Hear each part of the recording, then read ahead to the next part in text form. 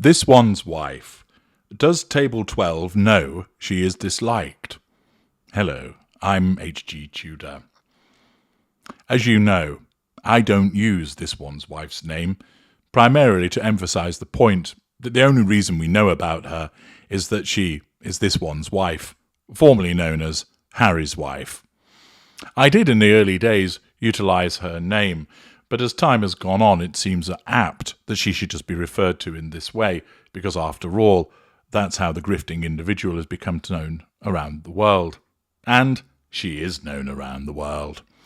Her narcissism, if it were able to do so, would be giving itself a self-congratulatory slap on the back as a consequence of the situation that she's become elevated to.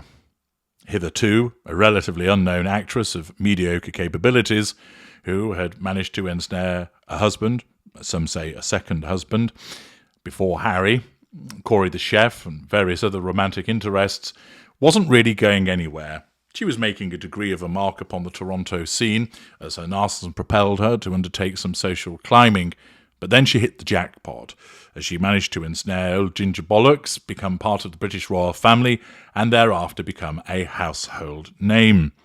There may be some tribes lurking in the Amazon who haven't heard of her. I dare say that you're rather envious of that fact.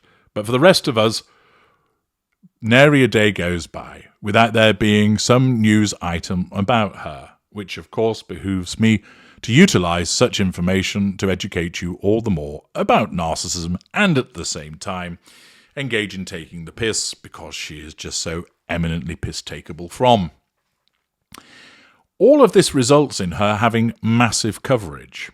We know that there are the supine publications such as Hello, Town and Country, People.com, Tatler, Harper's Bazaar, sometimes the Daily Mirror, that are favourable to her, pumping out the PR puff pieces.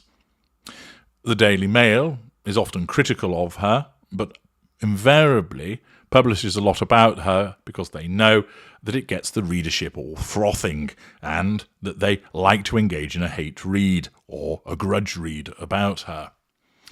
The Telegraph and the Times, despite supposedly being broadsheets, frequently comment on her and invariably do so adversely.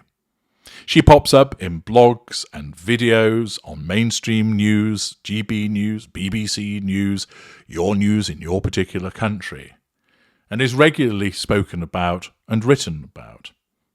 We know that she has a rump of deluded supporters, the sugars. There are many people that would wish that people would stop talking about her. There are many others who are invested in watching the train wreck, wanting to see it eventually arrive at destination fucked, as Aussie Man would say. But during all of this, I've noted repeatedly people querying, does she recognise and realise just how disliked she is? Well, the short answer is, yes, she does know that she's disliked. She can't help but notice it. Whether it is critical headlines in some of the tabloid newspapers, whether it's the fact that she's been mocked by Family Guy and South Park, whether it's a latest celebrity criticising her behaviour, calling out her desperation, which becomes reported on, she knows that those are all unfavourable and demonstrate a dislike of her. But it goes further than that. This is a woman who doesn't really do a lot apart from swan around in private jets, turning up at concerts and piggybacking others' philanthropic endeavours to make herself look good. She doesn't sit down and work her butt off every single day. She has a staff to look after her home and her children. Indeed, I think the children seem to spend more time with the staff than they do with her. Once again, she's away from home, swanning around Vancouver and its environs. It leads to the question of what does she actually do all day? And given the level of her narcissism and the amount of time that she has available, it's very clear that she does spend time combing through articles about herself, looking at videos that are made about her, going below the line and looking in the comment section. In a forthcoming video, I'm going to address the fact that she's actually outed herself with regard to her presence below the line. But because we know that she frequents all of these places, because her narcissism tells her to do so, she cannot stand to not know. A greater narcissist has no interest in the tittle-tattle issued about them. They just regard that as the mutterings of the lumpen proletariat and so on. They recognise that when you're famous, it comes with the territory, and they've got much better and more important things to do with their time than spend their time going through the comments and looking at what everybody has to say about them. On the occasions that they might happen upon such information, they invariably find it amusing, because after all, they are a colossus, they are a titan, and they just brush this criticism off and get on with the next project that they're engaged in. But not this one's wife. Her mid-range narcissism means that she takes an avid interest in what is being said about her as part of the fuel gathering.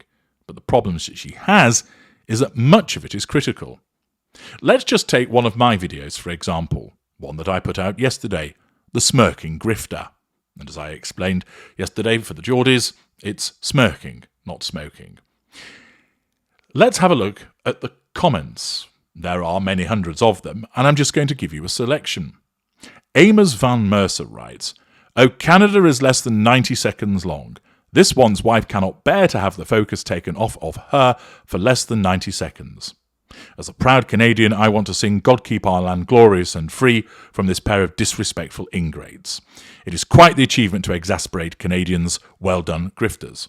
Critical comment. Delightful by design, by Denise. "No one in the entire world is capable of putting her in her place, ? It is the most absurd thing we've ever witnessed." Critical. Aquarius 5461. "She continually disrespects Queen Elizabeth's wishes, even though she's passed away. The Harkles do not represent the monarchy whatsoever. It's really pissing me off now, actually." Critical comment. CB 2514. "Completely immature behaviour.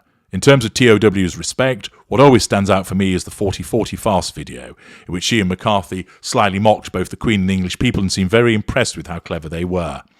It's astounding that TOW holds herself out as some sort of beacon of civility, kindness and compassion." Critical comment. Holidaytrick 2515. "Either she refuses to show anyone or anything respect, or she's mentally ill. I'm so tired of the non-stop coverage of this person of little to no consequence." Just a traveller. "When any country's national anthem is being played, one must stand to attention to show respect for that country and its people and the values they stand for. TOW has no respect. She has no training. Thanks, HG, for showing how her narcissism comes through in these situations." Laura F4202. "I'm not sure if this smug smirk translates as those stupid Canadians are having to pay for our security again, or if only stupid Harry knew just how many hockey players I've had." Critical comment. That is just a handful. But as I talk to you now and scroll through, comment after comment after comment is critical. Now, of course, most people that comment on my videos dislike this one's wife, and therefore it's not such a surprise that these comments are critical. But nevertheless, they exist. And thus, this one's wife, as she is bound to do, to look upon my videos and those of other people, and she will look in the comments section and she will see criticism after criticism after criticism. Valid and based on evidence, but criticism nonetheless. It's all challenge fuel.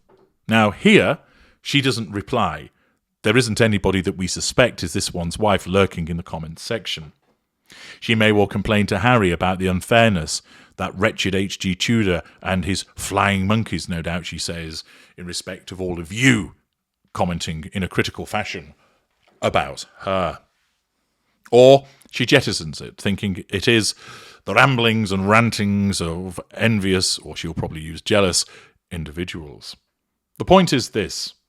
Table 12, as she is sometimes known as a consequence of the fact that she was just stuck on that table at the recent variety event, is such that she knows full well that she is not disliked. She can't avoid it. It's in newspaper headlines, It's in broadcast news, it's in blog articles, it's contained in videos, and it's all over social media, with comments upon every conceivable platform from X through to YouTube, and in below-the-line comments on magazines and digital representations of newspapers. She knows that she's disliked, but as I've explained to you before, it doesn't sink in. Her narcissism basically tells her that anybody that criticizes her is a fool, a moron, a hater, a misogynist, and a racist. That someone as wonderful as her could only be truly liked, and if you don't like her, don't love her, don't admire her, don't adore her, there is something very wrong with you. Thus, while she can see the ocean of dislike for her, it doesn't sink in. It doesn't compute. Her narcissism, effective as always, causes her to dismiss it. And while she knows that there is a huge body of individuals that dislike her, she does not accept the legitimacy of that dislike. I'm H.G. Tudor. Thank you for listening.